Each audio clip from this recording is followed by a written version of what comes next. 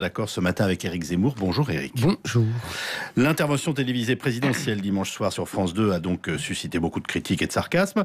La forme y était originale selon vous, Éric?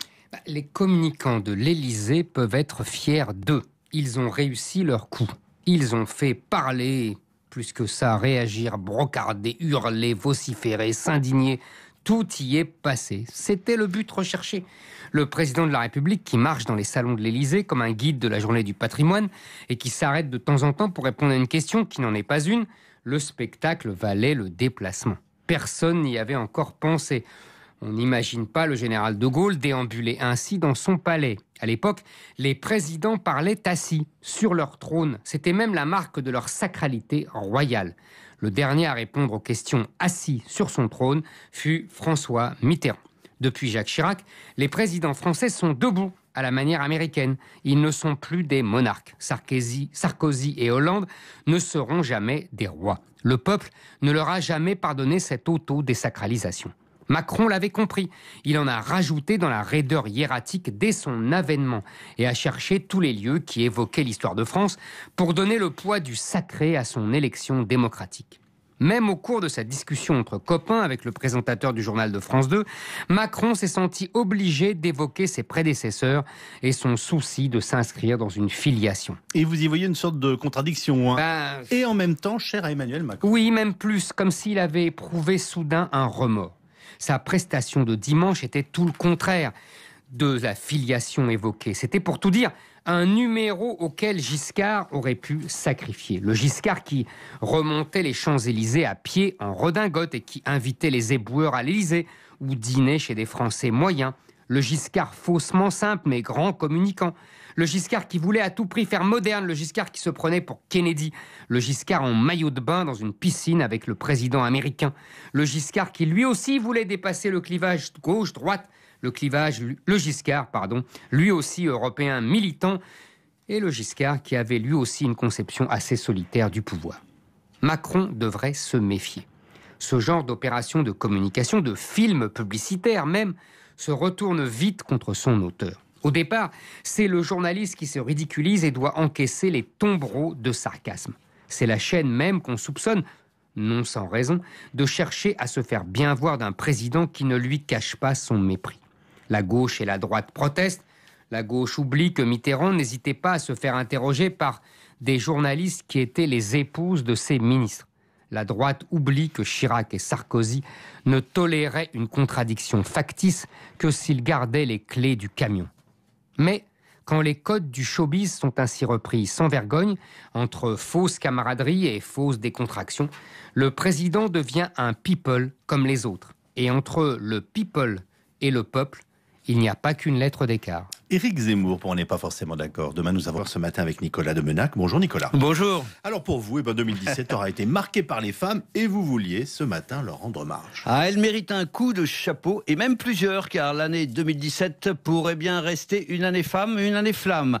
Regardez d'abord comme on a été ému, comme on a été handballé par nos championnes du monde qui ont décoré leur coupe de rouge à lèvres pétard et ont fait une meilleure audience sur TF1 que le président sur la 2. Voyez par ailleurs comme ces dames percent sur les plateaux radio, télé, puisque Anne-Sophie Lapix a été distinguée personnalité média de l'année et Elisabeth Martichoux, notre Martichoux, sacrée meilleure intervieweuse de France, donc de l'univers quasiment. Mais écoutez bien aussi ces politiques de sexe féminin qui, telle Valérie Pécresse, se déclarent, je cite, décidée à porter une parole radicalement féministe. Oui, la patronne de la région Île-de-France qui avait fait campagne autrefois avec une pelle, un seau et ce slogan « Rien de tel qu'une femme pour faire le ménage », ce qui relevait d'un machisme rare. Et si elle s'est convertie au féminisme, c'est qu'il s'est passé quelque chose de fort, plus qu'une vague, une lame de fond. Ouh là là, comme vous y allez. Mais c'est que ce n'est pas une révolte, Sir Calvi, c'est une révolution planétaire à laquelle on assiste. L'affaire Weinstein, ce producteur hollywoodien convaincu de harcèlement sexuel, a libéré la parole dans une grande partie du monde et en particulier en France. Cinéastes, acteurs, animateurs télé, mais aussi politiciens ont été mis en cause via les réseaux sociaux par des femmes qui n'ont plus eu peur de dénoncer les agressions sexistes d'injustices dont elles avaient été victimes. La parole des célébrités a libéré les plaintes des anonymes de tout milieu. Dans de nombreux pays, ont dû démissionner des ministres comme des stars télé et ciné. Le climat aussi a commencé de changer dans beaucoup d'entreprises en attendant la loi contre les outrages sexuels annoncée pour 2018. La honte a changé de camp, avec une mobilisation qui prend des dimensions politiques comme aux États-Unis, où il y a eu un miracle en Alabama, un miracle féministe, puisque ce sont les femmes qui ont fait battre dans cet État ultra-conservateur un républicain harceleur qui avait le soutien total de Donald Trump, lui-même mis en cause pour son machisme indécent. Mais vous le savez, certains craignent quand même les débordements de ce mouvement. Oui, les révolutions entraînent toujours des débordements, mais en l'affaire, ils ont été plus que rares. Les fausses dénonciations ont été exceptionnelles. Et ceux qui craignaient de se retrouver dans une société où la séduction, voire la galanterie serait bannie, ceux-là peuvent s'apaiser et en profiter pour raffiner leurs approches et parades amoureuses jusqu'à la courtoisie, maintenant qu'ils ont pu entendre que quand une femme dit non, c'est non et pas oui.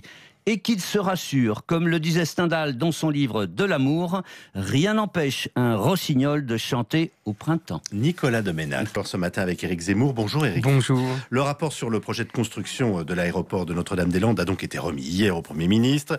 Les 3 médiateurs refusent de trancher. Ce sera donc au président de la République de le faire à la fin du mois de janvier. Et oui, c'est une longue histoire qui s'achève. Une très longue histoire, presque aussi longue que la Ve République.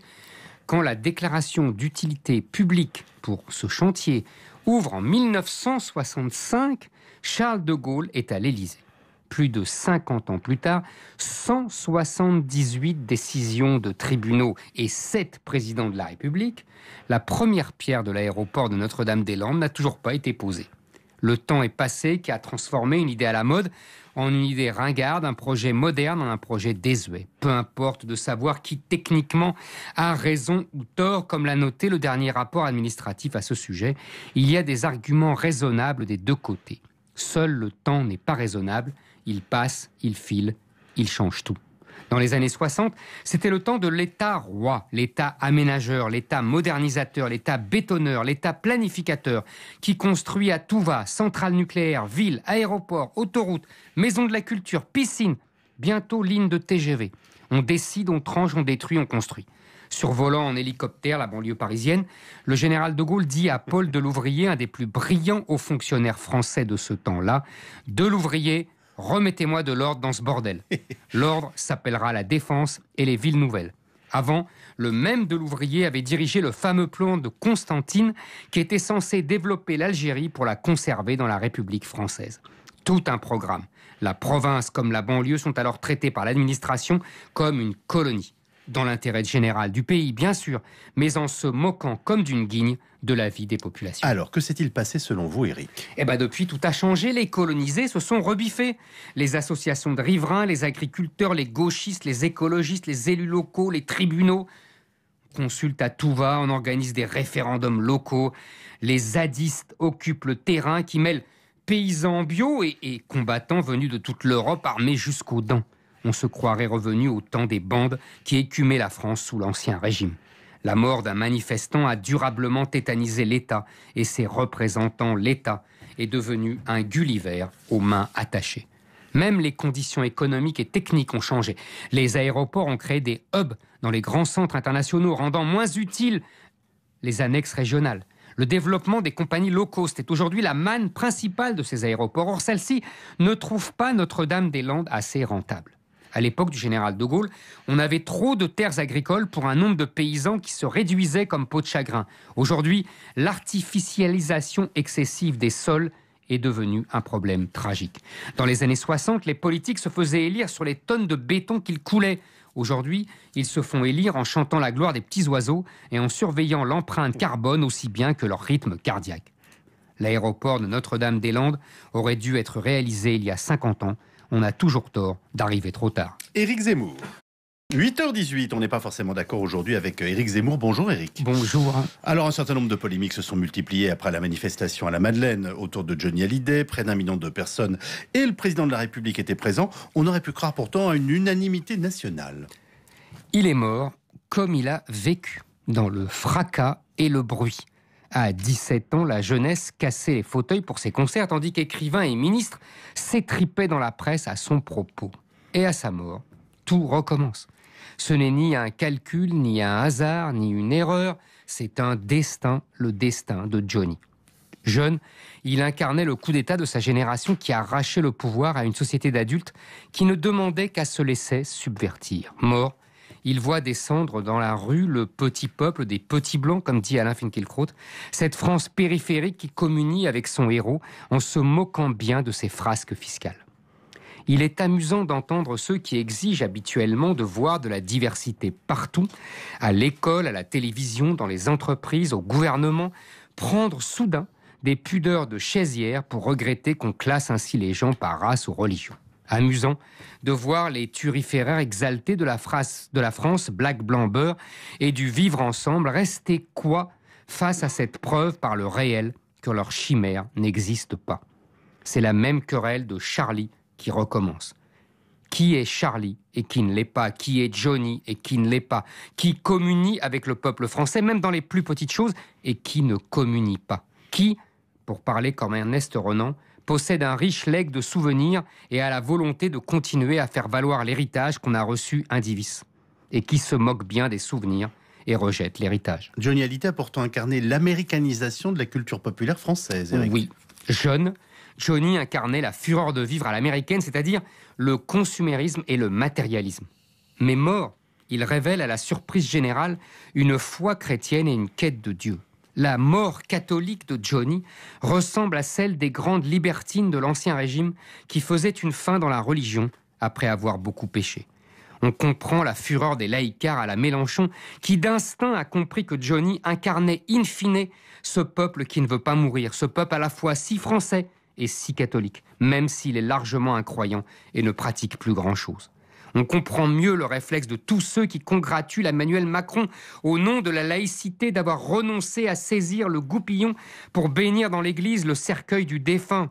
Les mêmes pourtant qu'il aurait agonie d'injures s'il n'avait pas posé une kippa sur sa tête en entrant dans une synagogue ou s'il avait refusé au nom de la laïcité d'enlever ses chaussures en pénétrant dans une mosquée. Tout se passe comme si la vie et la mort de Johnny étaient une parabole morale qui prouve que la jeunesse ne peut régner éternellement ni impunément, que le matérialisme n'a pas de réponse à toutes les angoisses de l'être humain et qu'un peuple n'est pas seulement l'addition de communautés. Comme si, à travers